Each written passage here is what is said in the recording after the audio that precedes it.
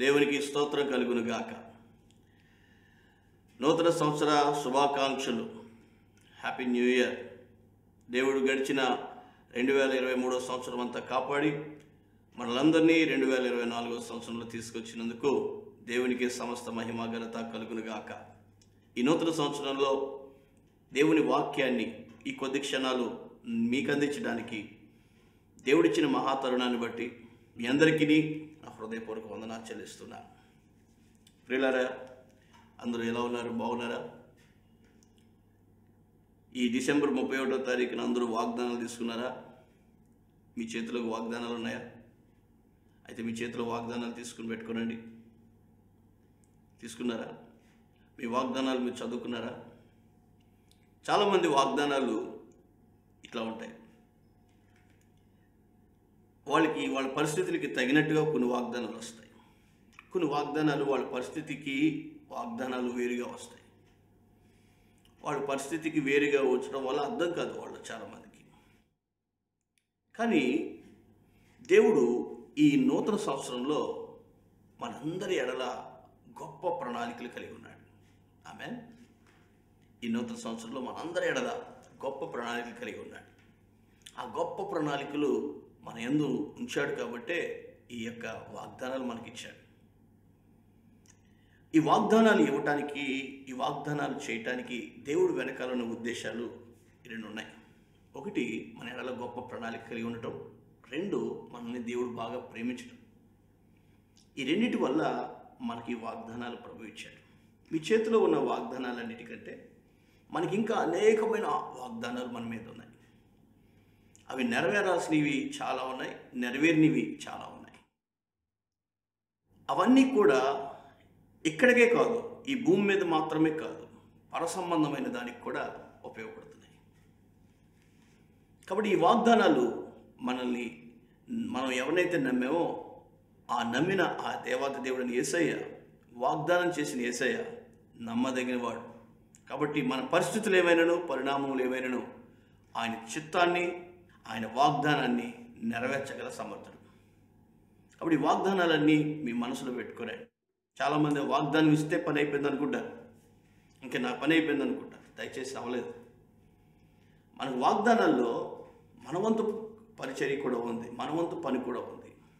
తీసుకోవటమే, అక్కడితో బైబిల్లో పెట్టుకోవడమే, ఆ 5 నిమిషాలు చదువుకుని ఉబ్బిపోవటమే కాదు. మన దగ్గర చాలా పని ఉంది. మన దగ్గర మనం చేయాల్సిన చాలా పనులు ఉన్నాయి. ఆ పనులన్నీ కూడా చాలా ముఖ్యమైనవి. మన ప్రవర్తన మార్చుకోవడానికి ఈ వాగ్దానాలు ఎంతగానో ఉపయోగపడతాయి. మన జీవితం మార్చుకోవడానికి ఈ వాగ్దానాలు ఎంతగానో ఉపయోగపడతాయి. మనం వాగ్దానానికి తగినట్టుగా మార్చబడాలి అన్న విషయాన్ని మీకు గుర్తు చేస్తున్నాను. ఈ వాగ్దానాలన్నింటినీ ఒక విధంగా ఈ నూతన సంవత్సరంలో మీకు ఎందుకు గుర్తు చేస్తున్నానంటే, దేవుడు తన చిత్తాన్ని ఈ నూతన సంవత్సరంలో మీ ఎడల జరిగించాలని నా ఆశ ఎంతగానో ఉంది. నా ఎడల జరిగించాలని నా ప్రార్థన ఎంతగానో ఉంది. మనందరి ఎడల దేవుని చిత్తం జరగాలి. దేవుని చిత్తం అనే పదం వచ్చేటప్పటికి మనం ఆలోచించాల్సింది దేవుడి ఉద్దేశాలు, దేవుడి యొక్క తలంపులు, దేవుడి యొక్క ఆయన అనుకున్న ఆ కార్యాలు, అవన్నీ దేవుడి చిత్తాలు. సహోదరులు చాలామంది నన్ను అడిగారు, అన్నయ్య దేవుని చిత్తం అంటే ఏంటి? దేవుని చిత్తం అంటే ఏంటి? ఆ దేవుని చిత్తంలో ఎలా తెలుసుకోగలుగుతాను? ఆ దేవుని చిత్తం నేను ఎలా గ్రహించగలుగుతాను అని ప్రశ్న అడిగాను. అయితే నేను అన్నాను, దేవుడి చిత్తం అంటే దేవుడు అనుకున్న ఆలోచనలు, నీ ఎడల ఆయనకున్న ప్రణాళికలు, నీ ఎడల ఆయనకున్న ఉద్దేశాలు, నీ ఎడల ఆయనకున్న గొప్ప తలంపులు. అయితే అది నువ్వు తెలుసుకోవాలని అనుకున్న మంచిదే.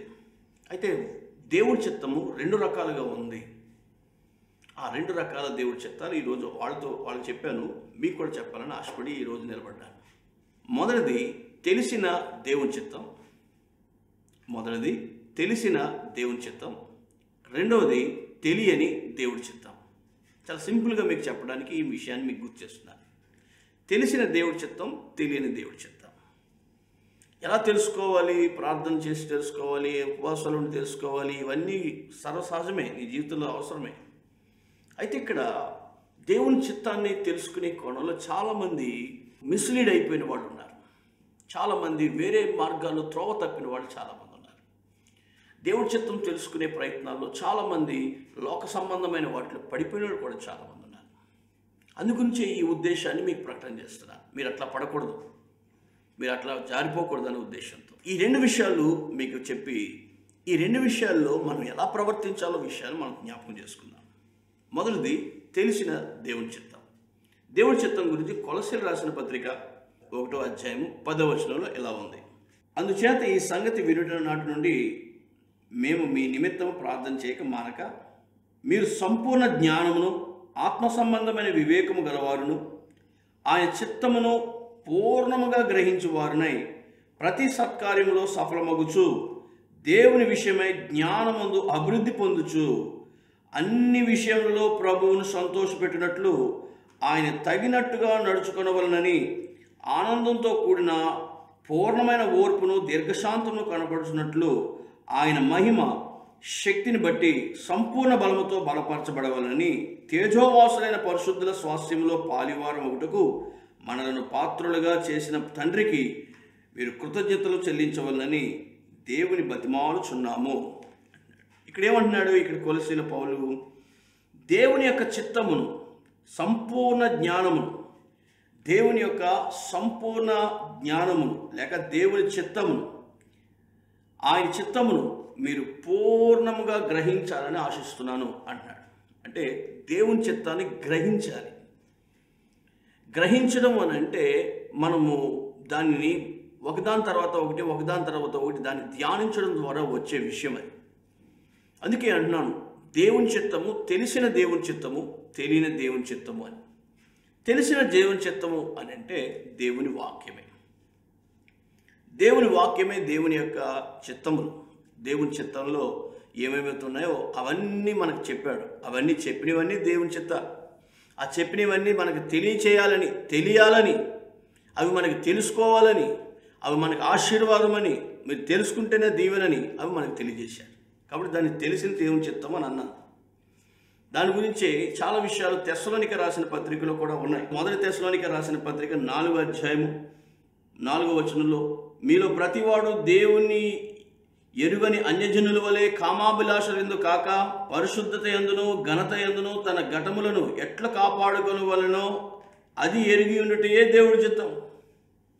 కాపాడుకోవటం, లోక సంబంధమైన తీరులో పడిపోకుండా కాపాడుకోవటం, ఇట్లా మన జీవితంలో ఈ లోకంలో అపవిత్రతలో పడిపోకుండా, ఈ లోకంలో ఉన్న అజ్ఞానంలో పడిపోకుండా, ఈ లోకంలో ఉన్న దుర్మార్గతలో పడిపోకుండా, మన శారీరక ఈ ఆశలను, వాటన్నిటిని ప్రేరేపించేవన్నీ, ఒత్తిళ్ళన్నీ, హృదయం నుంచి బయటకు వచ్చేవన్నీ నెరవేర్చుకోకుండా దేవుడి చిత్తం ఏముందా అని వెతుకులాడే విధానంలో మనకి దేవుడు ఆల్రెడీ తన బైబిల్లో రాసి ఉంచాడు. ఇవన్నీ తెలిసిన దేవుడి చిత్తాలు. ఈ దేవుని యొక్క తెలిసిన దేవుడి చిత్తాల్లో మనం ఎలా ఉండాలి అనేది మనం తెలుసుకోవాలి. దేవుడి చిత్తాలు మనకు చెప్పాడంటే అర్థం ఏంటి? మనం తెలుసుకోవాలన్న ఉద్దేశమే. అయితే తెలుసుకున్న తర్వాత ఏం చేయాలి? నాకు తెలిసిపోయింది దేవుడి చిత్తం అన్న తర్వాత ఏం చేయాలి? మరి దానికి విధేయత చూపించాలి. దేవుని చిత్తాన్ని తెలుసుకున్న మనము దేవునికి విధేయత చూపాలి. విధేయత చూపకుండా చాలామంది దేవుని చిత్తాన్ని పక్కకు పడేస్తూ ఉంటారు. ఎందుకంటే దేవుని చిత్తాలు కొన్నిసార్లు మన ఇష్టాలకి మ్యాచ్ కావు. దేవుని చిత్తానికి మన ఆలోచనలకి ఏమాత్రము మ్యాచ్ కావు, సమానంగా ఉండవు. ఆలోచనలు వేరుగా ఉంటాయి. దేవుడు ఆల్రెడీ చెప్పాడు, నా తలంపులు వేరు, మీ తలంపులు వేరు. నేను మీ ఎడల కలిగి ఉన్న తలంపులు బహు విస్తారమైనవి. ఇవన్నీ చెప్పాడు. మనకు మ్యాచ్ కావు ఎప్పుడు కూడా దేవుడి తలంపులు, దేవుడి చిత్తాలు. మనం ఏమో అనుకునేది రావాలనుకుంటాం. ఈ విధమైన వాగ్దానం వచ్చిందనుకో, అంటే నీకు ఒకవేళ ఉదాహరణగా నీకు అప్పు బాధ ఉందనుకో, ఈ అప్పు బాధలో నీవు అప్పు ఇచ్చేదవు కానీ తీసుకోవు అనే మాట వాగ్దానం మీకు వస్తే, అమ్మా నాకు అప్పు తీరిపోద్దంటే నా దేవుడు చెప్పాడు అనే ధైర్యం వచ్చేసింది. అదే నీకు వాగ్దానంలో నీ హృదయం మార్చుకో అని వస్తే అది జరగదు. మనం మొదటి దాంట్లో బాగా కనెక్ట్ అయిపోయి ఉన్నాం. మనం అనుకున్నదే జరిగిపోవాలి. కానీ దేవుడు రెండవ దానికి ప్రకారంగా నడిపించాలని ఆశిస్తున్నాడు. ఏంటంటే హృదయం మారితే రేపు మళ్ళా ఇంకోసారి దేవుడికి వ్యతిరేకమని పనిచేయమని ఆయన ఉద్దేశం. అందుకే చాలాసార్లు దేవుని యొక్క చిత్తానికి మన ఆలోచనలకి మ్యాచ్ కావు, రెండు కూడా కనెక్ట్ అవ్వు. కాబట్టి మనం ఎప్పుడు కూడా దేవుడి చిత్తాన్ని త్రోసేస్తూ ఉంటాం. అందుకే ఎన్ని వాక్యాలు ఉన్నా నేటికి అన్యజనులు పట్టించుకోవడం లేదు. ఆఖరి యేసుప్రభుని నమ్ముకున్న వారు కూడా ఈ వాక్యానుసారంగా నడవాలనే ఆలోచన వారికి రావడం లేదు. ఇన్ని వాక్యాలు ఉన్నాయి, ఇవన్నీ దేవుడి చిత్తాలు, నా జీవితంలో ఇవన్నీ నెరవేరాలనే కదా ఎంతోమంది ప్రయాసపడి బాధపడి ఇబ్బంది పడి మన కొరకు ఈ దైవీయమైన లేఖనం మన వద్దకు వచ్చింది, ఇది నేను ఖచ్చితంగా నన్ను అనుసరించాలి అనే ఒక చాలా సింపుల్గా సండే స్కూల్ పిల్లలకు ఉండేది ఇంగిత జ్ఞానం చాలామందికి ఉండవు. వాళ్ళు అనుకున్నవి, వాళ్ళు ఏమైతే అనుకున్నారో, వాళ్ళు ఎలాగైతే అనుకున్నారో, వాళ్ళు ఎలాగైతే వెళ్ళిపోవాలనుకుంటున్నారో అట్లా పోతారు తప్ప ఎన్నడూ దేవుడి చిత్తం ఏంటి అని అడగరు. ఎక్కువగా నా దృష్టికి నేను ఎలా ఉన్నాను, జనాల దృష్టికి నేను ఎలా ఉన్నాను, వాళ్ళు నా గురించి ఏమనుకుంటున్నారు, నా గురించి నేనేమనుకుంటున్నాను అనే ఆలోచన తప్ప చాలామందికి నన్ను సృష్టించిన దేవుడు నా గురించి ఏమనుకుంటున్నాడు, నేను ఆయన తలంపులకు తగినట్టుగా నడుస్తున్నానా, నా ప్రవర్తన నా జీవితం ఆయన ఉద్దేశానికి మ్యాచ్ అయిందా, ఈ విధమైన దేవుడి చిత్తాలకు లోబడలేదు చాలామంది. ఇప్పుడు దేవుని బిడ్డలారా, తెలిసిన దేవుడి చిత్తం చేయండి. చాలామంది తెలుసుకోవాలనుకుంటారు, ఏమిటి నా దేవుడి చిత్తం ఏంటి, నా పెళ్లి విషయంలో దేవుడి చిత్తం ఏంటి, నా జాబ్ విషయంలో దేవుడి చిత్తం ఏంటి, నీకు ఈ సంవత్సరమైన జాబ్ వస్తుందా, నాకు ఈ సంవత్సరమైన పెళ్ళి ఇద్దా, లేకపోతే నాకు ఈ సంవత్సరమైన అప్పు తీరుద్దా, నాకు ఈ సంవత్సరమైన ఇవి జరుగుతాయి, నాకు ఈ సంవత్సరమైన జరుగుద్దా అని దేవుని పట్టుకునో పాస్టర్ గారిని పట్టుకునో ఈ వాక్యాన్ని గట్టిగా పట్టుకుని ప్రభువు నాకు వేస్తావా లేదా తేస్తావా లేదా ఓ బతిమలాడుతూ ఉంటారు. కానీ తెలిసిన చిత్తాల్లో వదిలేసాం మనం. ఆయన ఉద్దేశాలు, ఆయన తెలిసిన చిత్తాలు మనకి చెప్పి అవి నెరవేర్చండి, ఆ తర్వాత నేను చూస్తాను మిగతా గొడవ అని అంటున్నాడు ఆయన. ఇవి నెరవేరు. నేడు ఈ వాక్యాలు మీ ఉనికిలో ఫలించుగాక అని వాక్యాల ద్వారా యేసయ్య ఎన్నోసార్లు చెప్పాడు. ఈ మాటలు మన జీవితంలో నెరవేరాలని ఆయన చిత్తాన్ని ఖచ్చితంగా మన కొరకు రాసి ఉంచాడు ఆయన. అవి నెరవేరిస్తే దేవుడి చిత్తాల్లోకి మనం వస్తాం. తెలియని చిత్తాల్లో అన్ని మేలులు జరుగుతాయి. ఆమె తెలిసిన చిత్తాల్లో మన జీవితం నిలబడితే తెలియని చిత్తాల్లో మన జీవితం అన్ని మేలులే జరుగుతాయి. కానీ నేను అనుకున్నది నా హృదయంగా వచ్చింది, ఎక్కడో ఎవరినో చూసి నేర్చుకున్న దాంట్లో నేను అనుకున్నది జరిగితేనే అనుకుంటావు చూడు, అది నీ అవివేకం. నువ్వు అనుకున్న దానికంటే కొన్ని వేల రెట్లు ఉన్నతంగా దేవుడు నీ గురించి ఒక చిత్తాన్ని కలిగి ఉన్నాడు. నువ్వు సాదాసీదాగా బతుకుదాం అనుకుంటున్నావు, కానీ ఆయన విస్తారంగా నేను లేపాలనుకుంటున్నాడు. ఆయన నేను ఏదో సింపుల్గా అలా ముక్కుమూసి బతికేద్దాం అనుకుంటున్నావు, కాదు, నిన్ను అనేక మందికి ఆశీర్వాదమైన జనాంగంగా నిన్ను పెంచాలి, లేపాలని ఆయన సిద్ధపడుతున్నాడు. నువ్వు తెలిసిన చిత్తాన్ని నువ్వు నెరవేరిస్తే ఎంత బాగుండని ఎదురు చూస్తున్నాడు. ఈ తెలిసిన ఆ వాక్యాలు, ఈ దైవ లేఖన గ్రంథం, ఈ మాటలు, ఇవి నీ జీవితంలో నెరవేరితే ఎంత బాగుండు. ఆశీర్వదించబడతావు, దీవించబడతావు, వర్ధిల్లుతావు. వీటి కొరకే నీ హృదయం మార్చుకోవాలి, వీటిని నీ హృదయంలో ఉంచుకోవాలి. యవనస్తులారా, మీరు దేని చేత మీ నడతను సరిదిద్దుకోగలుగుతారు? ఈ కొత్త సంవత్సరంలో అయినా యవనస్తులైన మీరందరూ ఆలోచించాల్సిందే. ఈ దేని చేత మీ హృదయాన్ని, మీ నడకని, మీ జీవితాన్ని సరి చేసుకుంటారు? వాక్యం దగ్గరే కదా, ఈ లేఖనాల దగ్గరే కదా. ఈ లేఖనాల దగ్గరే నీ హృదయాన్ని సరి చేసుకుంటావు. ఈ లేఖనాల్లో నువ్వు ఈ హృదయం సరవకున్నప్పుడు తెలియని దేవుడి చిత్తాల్లో నువ్వు పనికిరావు. దేవుడి చిత్తం అనేది ఎంతో ఉత్తమమైనది, సంపూర్ణమైనది, అనుకూలమైనది. నీ గురించి ఎదురు చూస్తున్నాయి ఎన్నో దేవుడి చిత్తాలు నీ గురించి చేయడానికి. అట్లాంటి ఉత్తమమైన, సంపూర్ణమైన, అనుకూలమైన ఈ వాక్యాలు నీ హృదయంలో ఫలించడానికి దేవుడు ఎంతగానో ఇష్టపడుతున్నాడు. నువ్వు ముందు తెలిసిన దేవుడి చిత్తంలో దృష్టి పెట్టు. నువ్వు ముందు తెలిసిన దేవుడి చిత్తంపై నీ మనసు పెట్టు. నా గురించి వాక్యం ఏముంది, నా హృదయం, నా జీవితం వాక్యం ఎలా ఉండాలని ఆశిస్తుంది, దానిపై ధ్యానం పెట్టు. మంచి వాటిపై మీ ధ్యాస పెట్టండి అని ఫిలిప్పీయుల పత్రికలో చెప్తాడు ఆయన. మంచి విషయాలపై ధ్యాస పెట్టండి, మంచి మేలైన వాటిపై ధ్యాస పెట్టండి, క్షేమాభివృద్ధి కలిగిన వాటిపై ధ్యాస పెట్టండి, యోగ్యమైన వాటిపై ధ్యాస పెట్టండి, ప్రతిదీ సత్యమైన వాటిపై ధ్యాస పెట్టండి, మాన్యమైన వాటిపై ధ్యాస పెట్టండి, న్యాయమైన వాటిపై ధ్యాస పెట్టండి, పవిత్రమైన వాటిపై ధ్యాస పెట్టండి, రమ్యమైన వాటిపై ధ్యాస పెట్టండి, ఖ్యాతిగల వాటిపై ధ్యాస పెట్టండి. అది తప్ప దేవుడి చిత్తాలన్నీ తెలిసినవన్నింటినీ పక్కకు పడేసి తెలియని ఆ రేపటి రోజు లేకపోతే ఇంకో నెలలో జరగబోయే లేకపోతే నువ్వు అనుకున్నవి జరగాల్సిన వాటి కొరకు ఎప్పుడు అనే దానికంటే ముందు తెలిసిన దేవుడి చిత్తాన్ని నెరవేర్చు. అది ఆశీర్వాదం. నీ జీవితం సరవాలి, నీ హృదయం మారాలి. అప్పుడు దేవుడి చిత్తం ఈరోజు నీ దగ్గర ఉన్న వాగ్దానం ఖచ్చితంగా నెరవేర్చబడుతుంది. దేవుడు నీ ఎడల గొప్ప వాగ్దానం కలిగి ఉన్నాడు. ఆయన వాగ్దానాలు అనేవి హానికరమైనవి కావు, సమాధానకరమైనవి అని చెప్పబడింది వాక్యం. దేవునికి స్తోత్రం.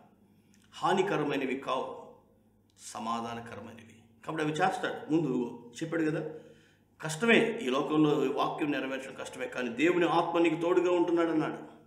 వాగ్దానం చేయబడ్డ ఆత్మ నీపై సమృద్ధిగా కుమ్మరిస్తాడు. నువ్వు వాక్యాన్ని అనుసరించని దేవుడు వాక్యం చెప్తుంది. చెయ్యి. వాగ్దానం చేసిన దేవుడు, నమ్మదగిన దేవుడు, నిన్ను నడిపించడానికి సమర్థుడు. వాక్యాలు ఏవైతే ఉన్నాయో, ఆయన చిత్తాలు ఏవైతే ఉన్నాయో, నీ హృదయం ఎలాగైతే దేవుడు ఉండాలనుకుంటున్నాడో ఆయన ఉద్దేశంలో నీ హృదయం అలా ఉండటం వల్ల నీకును నీ భవిష్యత్తుకి ఎంతో ఆశీర్వాదం.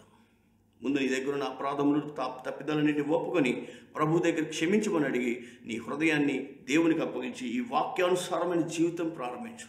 ఈ సంవత్సరం నుండైనా ప్రారంభించు.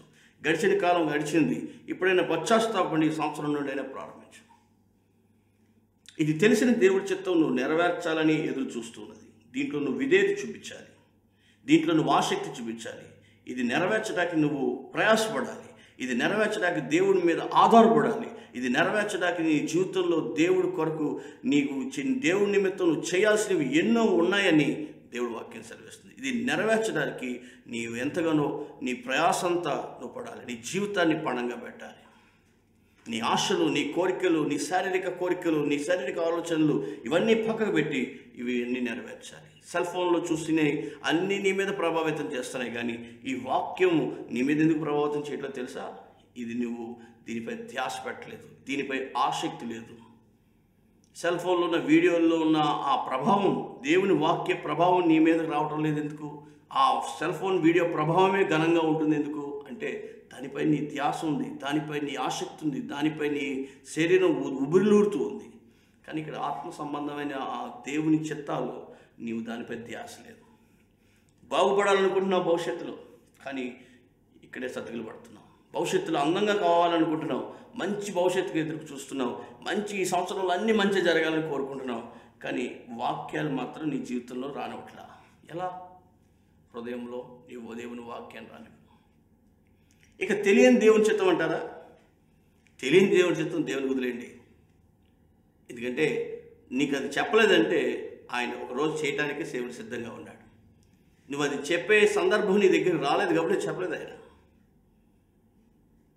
బైబిల్లో యోసేపు అనబడిన ఒక వ్యక్తి ఉన్నాడు, పాత నిబంధనలో ఉన్నాడు. ఆయన యోసేపుకు దేవుడి చిత్తం ఏంటో తెలియలేదు. అతనికి ఆ దేవుడి చిత్తంలో కనబడింది ఏంటంటే భవిష్యత్తు బంగారు బాటలో ఉంటుందనే ఒక కళ అయితే కనబడింది అతనికి. ఈ భవిష్యత్తు నేను ఉన్నత స్థాయిలో పెడతాను అన్నట్టు. ఆ బాల్యంలో అది కూడా అతనికి అర్థం చేసుకోలేకపోయాడు. అన్నలకి చెప్పాడు, వాళ్ళేమో తీసుకెళ్ళి నానా రకాల ఇబ్బందులు పెట్టారు, అతని మీద పగబట్టారు. వాళ్ళ నాన్నకి చెప్పారు, నవ్వుకున్నాడు. వాళ్ళ అమ్మకి చెప్పాడు, నవ్వుకున్నాడు. చివరికి ఒకరోజు పగబట్టేసి వాడిని పట్టుకుని గుంటలో పడేశారు. భవిష్యత్తు కానరాని పరిస్థితిలోకి వెళ్ళిపోయింది. ఆ గుంటలో కొనవుపుడుతూ ఉన్నప్పుడు ఆ ఐగుప్తి యొక్క వ్యక్తికి ఈ వ్యక్తిని అమ్మేశారు, వాడు సొంత అన్నలే అమ్మేశారు. ఇతను తేరి స్పృహలోకి వచ్చి నా బ్రతుకు ఎక్కడుంది అని చూసేటప్పటికి సరిగ్గా వెళ్ళిపోయి అతను మార్కెట్లో అమ్మబడటానికి సిద్ధంగా ఉన్నాడు. ఆ మార్కెట్లో అమ్మేసి పొతిఫర్ ఇంట్లో బానిసలలో పడి ఉన్నాడు, బానిస బతుకులో పడి ఉన్నాడు. దేవుడు చూపించిన ఆ భవిష్యత్తు, ఆ ఆశీర్వాదం అతనికి గుర్తుంది, కానీ దాని భవిష్యత్తులో అంత గొప్పగా ఉంటుందని అనుకున్నాడో ఏమో నాకు తెలియదు. కానీ అతని పరిస్థితులు మాత్రం అతని దేవుడు చూపించిన ఆ గొప్ప తలంపుకు, గొప్ప ఆశీర్వాదానికి ఏమాత్రం మ్యాచ్ కాలేదు. బైబిల్లో రాయబడింది ఇర్మియా గ్రంథంలో ఒక మాట, అది మీకు చదివిస్తారు. ఇర్మియా గ్రంథము 29వ అధ్యాయంలో ఒక మాట కనబడుతుంది. 29వ అధ్యాయం 11వ వచనం, నేను మిమ్మల్ని గూర్చి ఉద్దేశించిన సంగతులు నేను ఎరుగుదును, రాబో కాలమందు మీకు నిరీక్షణ కలిగినట్లుగా అవి సమాధానకరమైన ఉద్దేశములే కానీ హానికరమైనవి కావు అంటున్నాడు. యోసేపు కూడా భవిష్యత్తులో గొప్పగా అవుతామనే ఆ ఉద్దేశాలు దేవుడికి ఉన్నాయి, కానీ అతని ప్రయాణం మాత్రం హానికరంగా ఉంది. చాలా గుంటలో పడ్డాడు, నానా ఇబ్బందులో పడ్డాడు, చాలా ఇబ్బంది పడ్డాడు, తీసుకెళ్ళి బానిసత్వంలో బతికాడు. తెలియని దేవుని చిత్తం ఏం చేయాలి? తెలియని దేవుని చిత్తం ఏం చేయాలి? ఏంటి, నేను ఎక్కడున్నాను? మా నాన్నగారి దగ్గర ఉండాల్సింది మా అమ్మగారి దగ్గర ఎక్కడున్నానండి తెలియట్లేదు. అయితే అతనికి నేర్చుకున్నది ఏంటి చెప్తాను ప్రియులారా. తెలియని దేవుని చిత్తంలో అతడు నమ్మకత్వాన్ని వహించాడు. ఆమేన్. నమ్మకత్వాన్ని వహించాడు. నమ్మకంగా జీవించడం, పరిశుద్ధతను పోగొట్టుకోకుండా ఉండటం. మన దగ్గరున్న ఈ వాగ్దానాలు, మన దగ్గరున్న ఈ జీవితాలు, ఈ సంవత్సరం అంతా ఏం జరుగుతుందో తెలియని పరిస్థితులు, తెలియనప్పుడు మనం జీవించాల్సిన జీవితం అదే. తెలియని అనగా దేవుడు ఇంకా చెప్పని, రివీల్ చేయని కొన్ని దేవుని చిత్తాల్లో నువ్వు ఖచ్చితంగా నమ్మకత్వాన్ని ప్రదర్శించాలి. యోసేపు నమ్మకంగా జీవించాడు, నమ్మకంగా ఆ బానిస బతుకులు ఎదిగాడు. తర్వాత పోతీఫర్ ఇంట్లోనే అతనికి శోధన వచ్చి పడింది. ఆ బానిస బతుకు సరే కాస్త బాగుంటుంది అనుకునే టైంకి ఆమె శోధన ప్రారంభించింది. శోధనలో కూడా దేవునికి నమ్మకంగా ఉన్నాడు. ఎక్కడ దేవుడి చిత్తాన్ని పాడు చేసుకోలేదు. తెలియని దేవుని చిత్తమే, కానీ నమ్మకంగా ప్రవర్తించాడు. ఎంత నమ్మకంగానంటే ఎంత శోధన అయినా సరే ఆ శోధనలో పడిపోకుండా పారిపోయాడు. కానీ దేవుని దృష్టికి అతను వ్యతిరేకంగా లేడు. అక్కడి నుంచి అతను జైల్లో పడ్డాడు. ఏంటి ప్రభువా నా బ్రతుకు, మా అమ్మగారి దగ్గర నుంచి మా నాన్నగారి దగ్గర నుంచి లాక్కొచ్చేసావు, తీసుకొచ్చి నన్ను గుంట్లో పడేయించేసావు, గుంట్లో పడేసినప్పుడు నువ్వు సాయం చేయలే, తీసుకెళ్ళి నన్ను ఈ బానిస బతుకు బతకమన్నావు. బతికాను, నమ్మకంగానే బతికాను. మళ్ళా దరిద్రమైన ఆ తలంపు కలిగిన స్త్రీ నన్ను ఇబ్బంది పెట్టి నా మీద లేనిపోని నిందలేసి వేళ జైల్లో పడేసింది. ఏంటి నా బతుకు, ఇక నా బతుకు బాగోదా, నా బతుకు సరవదా అని దేవుణ్ణి ఎప్పుడు ప్రశ్నించినట్టు బైబిల్లో లేదు. కానీ అతనికి ఇచ్చిన జీవితంలో నమ్మకంగా ఉన్నాడు. నమ్మకంగా అంటే దేవుడికి తగినట్టుగా. వాక్యం చదివిస్తాను మీ దగ్గర ఉన్న బైబిల్ తీసి కొరింథీయులకు రాసిన 2వ పత్రిక 7వ అధ్యాయము ఇట్లా ఉంది. ప్రియులారా, మనకి వాగ్దానం ఉన్నవి గనుక దేవుని భయముతోను, అర్థమైందండి, దేవుని భయముతోను పరిశుద్ధతను సంపూర్తి చేసుకొనుచు శరీరమునకును ఆత్మకును కలిగిన సమస్త కల్మషం నుండి మనలను పవిత్రంగా చేసుకుందుము అన్నది. దేవుని వాగ్దానాలు ఉన్నాయి, దేవుడి చిత్తాలు ఉన్నాయి. వాటన్నిటికీ తగినట్టుగా మనం ఆలోచించాలి. మనందరి ఎడల దేవుడు ఉన్నతమైన ప్రణాళిక కలిగి ఉన్నాడు. నమ్మితే ఆమెన్ అనాలి మీరు. నిజమే, మీ ఎడల, మీ బిడ్డ ఎడల, మీ కుమార్తె ఎడల, మీ కుమారుడు ఎడల, మీకున్న పరిస్థితి ఎడల, మీ జీవితం ఎడల, నా ఎడల, అందరి ఎడల దేవుడు ఉన్నతమైన ప్రణాళిక కలిగి ఉన్నాడు. అవి హానికరమైనవి కావు, సమాధానకరమైనవి. అవి నష్టపరిచేవి కావు, నిరీక్షణ పుట్టించేవి.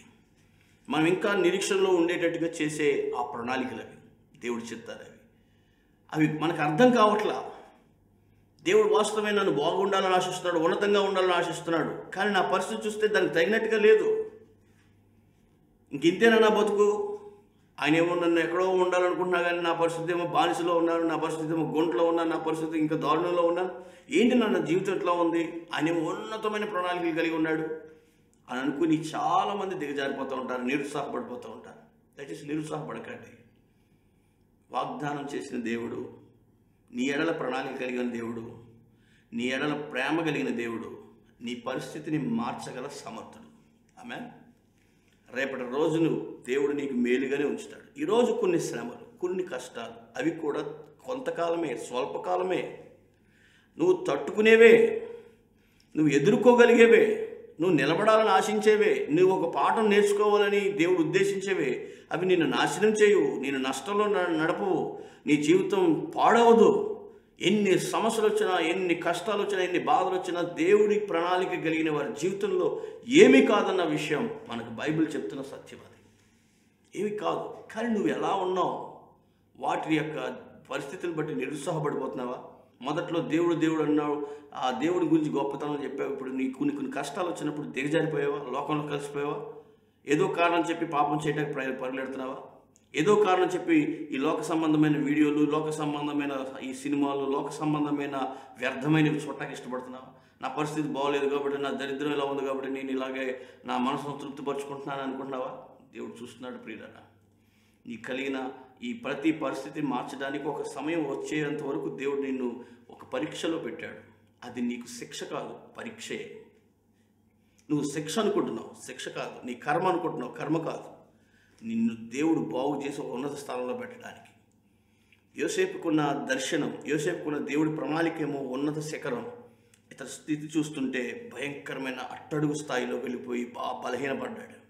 ఆయన దేవుడు వదిలిపెట్టలేదు. అతను తీసుకెళ్ళి ఎక్కడైతే ఉంచాలనుకున్నాడో చివరికి అక్కడే పెట్టాడు. మన ఎడల కలిగిన ప్రణాళికలు దేవుడు నెరవేర్చడానికి అన్ని ఏర్పాట్లో ఉన్నాడు. మనమే గాడి తప్పుతున్నాం, మనమే శృతి తప్పుతున్నాం, మనమే వేరే మార్గం మళ్ళీపోతున్నాం. నా వల్ల కావట్లేదు అనుకుంటున్నాం. తెలియని ఈ పరిస్థితులను బట్టి, తెలియని ఈ ఇబ్బందులు బట్టి నువ్వు తట్టుకోలేవనుకుంటున్నావు. నీకు దేవుడు పూర్తి సహాయం చేయాలనుకుంటున్నాడు. ఆయన అనుమతి లేకుండా నీ జీవితంలోకి ఏది రాదు. ఈరోజు నీకు వచ్చిన కష్టం ఆయన అనుమతితో వచ్చిందే. ఎందుకు వచ్చింది? నువ్వు తట్టుకుని ఒక మంచి పాఠం నేర్చుకుని బలపడి అనేకులను బలపరుస్తావని దేవుడి ఉద్దేశం. అలా చేయాలని ఆశిస్తున్నాడు దేవుడు. అప్పుడు ఈ తెలియని దేవుడి చిత్తంలో నమ్మకంగా బ్రతుకు, నమ్మకత్వాన్ని చూపించు. బలా నమ్మకమైన దాసుడా అని పేరు తెచ్చుకో. కాబట్టి తెలిసిన దేవుని చిత్తాలు విధేయత చూపించండి, తెలియని దేవుని చిత్తాల్లో నమ్మకత్వాన్ని ప్రకటించండి, నమ్మకత్వాన్ని చూపించండి. వాగ్దానం చేశాడు దేవుడు, నేనున్నాను అని. మీ చేతిలో ఉన్న వాగ్దానాలన్నీ మీకు మేలులు కలుగుతాయి. భవిష్యత్తులో మీ వాగ్దానాలన్నీ ఆశీర్వాదానికే మారుస్తాడు. అయితే ఇప్పుడు పరిస్థితులు దానికి తగినట్టుగా ఉండకపోవచ్చు, ఇప్పుడు పరిస్థితులు ఆ వాగ్దానానికి సరిపోయినట్టుగా ఉండకపోవచ్చు, కానీ చేస్తాడు. కానీ నువ్వు ఎలా ఉన్నావు? నీ ప్రవర్తన ఎలా ఉంది? వాక్యం అంటుంది, దేవుని భయంతో ఉన్నావా? పరిశుద్ధతను జాగ్రత్తగా చూసుకుంటున్నావా? సంపూర్తి చేసుకుని అనగా పరిశుద్ధతను పరిపూర్ణం అవ్వటానికి ప్రయత్నం చేస్తున్నావా? గాలి వదిలేస్తున్నావా? నీ శరీరానికి ఆత్మకి ఎటువంటి మలినం కలగకుండా కాస్త జాగ్రత్తగా ఉన్నావా అని ప్రభు అడుగుతున్నాడు. మనకు వాగ్దానాలు ఉన్నాయి, మన దేవుడు మన ఎడల ప్రణాళికలు ఉన్నాయి, మన దేవుడు మనల్ని ప్రేమిస్తున్నాడు. భయపడక్కర్లేదు. ఇప్పటికైనా మనసును మార్చుకుని స్థిరపడి బలపడి ఈ దేవుడు ఇచ్చిన ఈ వాగ్దానాన్ని, లేక దేవుడు చూస్తున్న, దేవుడు అనుకుంటున్న ఆ దేవుడి చిత్తాన్ని నీ జీవితంలో నెరవేర్చడానికి దేవుడున్న ఆ ఉద్దేశాన్ని నువ్వు తగినట్టుగా ప్రవర్తించాలని వేడుకుంటున్నాను. లోకంలో ఉన్న వాళ్ళే కాదు, స్నేహితుల్లో వాళ్ళందరూ తిరుగుతున్నట్టు నేను తిరగాలనుకో. వాళ్ళందరి దానికంటే నీ జీవితం బాగా ఘనంగా ఉండాలనుకుంటున్నాడు దేవుడు. అలా ఉంచడానికి దేవుడు సమర్థుడు. నీతో ప్రభు మాట్లాడుతున్నాడు, నీతోనే ప్రభు మనసులో ఈ మాట పెడుతున్నాడు. ఇప్పటికైనా మనసును మార్చుకుని తెలిసిన దేవుని చిత్తాలు నీకు విధేయత చూపించు. వాక్యాన్ని జీవితంలో పెట్టుకో. తెలియని దేవుని చిత్తాలకి దయచేసి నువ్వు ఖచ్చితంగా నమ్మకత్వాన్ని, దేవునికి నమ్మకత్వాన్ని ప్రకటించు. చిరాగ్గా ఉన్నప్పుడు తిట్టుకోవటం, దేవుణ్ణి బాధపడుతున్నప్పుడు దేవుణ్ణి అనుకోవటం కంటే దేవుడు ఏం చేయటాకైనా సమర్థుడు. ఇప్పుడు ఇక్కడ ఉంచాడు, రేపటి దినాన్ని ఆశీర్వదిస్తాడు. ఒక నమ్మకాన్ని కలిగి ఉండు, నమ్మకత్వంగా జీవించు. మాటతోటైనా ఎటువంటి దేవుని దూషించకుండా, లోకంలో ఉన్న వాళ్ళ ప్రవర్తించకుండా, లోకస్తుల్లో వాళ్ళ కలిసిపోకుండా, ఈ సమస్యలు కష్టాల్లో నువ్వు దేవుని మహింపరిచే జీవితాన్ని కలిగి ఉండు. దేవుడు నీకు తోడై ఉన్నాడు. ఈ నూతన సంవత్సరంలో నీ ఎడల కలిగి ఉన్న ప్రణాళికలు బహు విస్తారములు. అవి హానికరమైనవి కావు, అవి నిన్ను బాధ పెట్టేవి కావు, అవి నిన్ను నష్టానికి తీసుకెళ్లేవి కావు. నీ ఎడల ఉన్నతమైన ఆశీర్వాదాన్ని కలిగించేవి. నీకు నిరీక్షణ పుట్టించడానికి ఈ మాట చెప్తూ ఉన్నాను. నీళ్ళు ఇక్కడి నుంచి నిరీక్షణ పుట్టాలి. దేవుడు నన్ను బాగు చేస్తాడు, ఆశీర్వదిస్తాడు, ఖచ్చితంగా బాగు చేస్తాడు. మమ్మల్ని బాగు చేస్తున్న దేవుడు మిమ్మల్ని బాగు చేస్తాడు. మీ ఎడల దేవుడు ప్రణాళికలు ఉన్నతంగా ఉన్నాయి. మీ పవిత్ర భక్తిని, దేవుడు వాక్యానుసారమైన జీవితాన్ని జాగ్రత్తగా కాపాడుకోండి. దేవుడు మిమ్మల్ని, మీ కుటుంబాన్ని ఈ నూతన సంవత్సరంలో పరిపూర్ణంగా సమృద్ధిగా ఆశీర్వదించును గాక. ఆమేన్. చిన్న ప్రార్థన చేస్తాను. మీరున్న చోట తలలో వచ్చండి. నీకు ఇవ్వబడ్డ వాగ్దానాలు మీ మనసులో పెట్టుకోనండి. మహాపరిశుద్ధుడు, పరమ తండ్రి, ప్రియమైన దేవ, వీడి ఎడల కలిగిన ఈ వాగ్దానాలన్నీ ఘనమైనవి. ఈ నూతన సంవత్సరంలో వీరిని నడిపించినందుకు స్తుతులు, స్తోత్రాలు. ప్రభా, నువ్వు ఇచ్చిన ఈ నూతన సంవత్సరం ప్రభా, అది మా వల్ల కలిగింది కాదు, మా భక్తి వల్ల వచ్చింది కాదు, మా శక్తి వల్ల వచ్చింది కాదు, మా ఆరోగ్యం వల్ల వచ్చింది కాదు, మా యొక్క ఈ ఆయుష్ వల్ల వచ్చింది కాదు. కేవలం నీ కృప కొంత విస్తరింపజేశావు. అయితే నువ్వు మళ్ళీ వాగ్దానం చేస్తున్నావు. నిరీక్షణ ఉంచండి, ఈ సంవత్సరం నేను ఖచ్చితంగా చేస్తాను. చాలామంది నమ్మకం పడడం లేదు. కానీ నేను చెప్పిన వాక్యాన్ని బట్టైనా, ఇదిగో ఇవ్వబడ్డ వాక్యాల్లో, ఇవ్వబడ్డ నీ చిత్తంలో నమ్మకస్తులుగాను, జరగవలసిన నీ చిత్తంలో, ఇంకా తెలియని వారు నీ చిత్తంలో వారిని నమ్మకస్తులుగా జీవించిన కృప దయచేయండి. తెలిసిన వాటిలో విధేయత, తెలియని వాటిలో నమ్మకత్వం, వీరి ఈ సంవత్సరం అంతా జీవించడానికి కృప దయచేయండి. మీ ఈ కృప వీరికి సమృద్ధిగా దయచేయండి.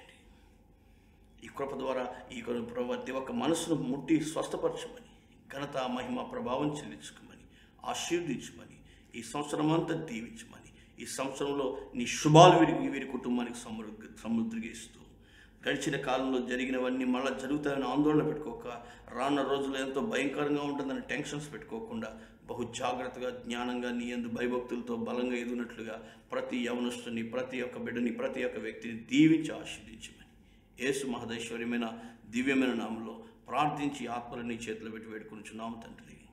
ఆమేన్. Happy new year. దేవుడు మిమ్మల్ని దీవించును గాక. ఆమేన్. వందనాలు. Our address: Brother G. Rajashekar, S. Chikkala, Palakollu Mandal, West Godavari District, Andhra Pradesh. మా ఫోన్ నెంబర్లు 8886913000. మరి ఒక ఫోన్ నెంబర్ 8886914000.